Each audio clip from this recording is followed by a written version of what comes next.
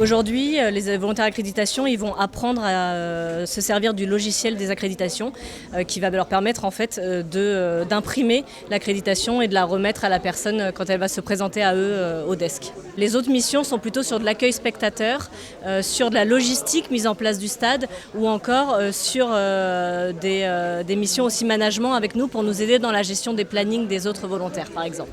Chaque formation dure environ une journée et en fait c'est vraiment une partie à la fois théorique et une partie pratique pour apprendre vraiment les missions qu'ils vont avoir tout au long de cette compétition et aussi ça leur permet de rencontrer aujourd'hui leurs responsables et de commencer vraiment à créer un lien d'équipe.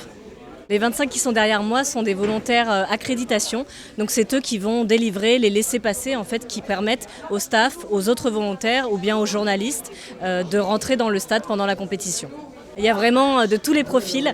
La seule condition c'était d'être majeur, donc voilà, l'âge minimal est de 18 ans, mais il y avait pas, voilà, il y a de tout âge, de toute profession, des retraités, des actifs, des étudiants.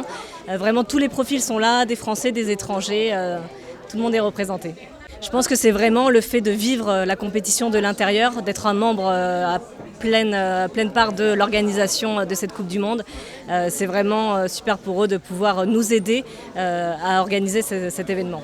Je me suis dit pourquoi pas essayer. J'ai jamais participé à être volontaire à un tel événement et c'était une grande surprise d'être retenue. C'est avec plaisir, enchantement, c'est vraiment une joie. Je m'attends à du beau spectacle, on va dire, du beau football. Et voilà, je m'attends à de l'engouement de la part de tout le monde, des supporters. Je m'attends aussi à une belle bataille pour aller chercher la compétition de la part des joueuses aussi.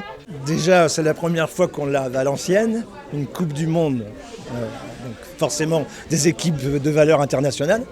On sait qu'on a une équipe de France qui progresse, qui est dans les premières équipes du monde. Un événement comme ça, on ne peut pas le louper.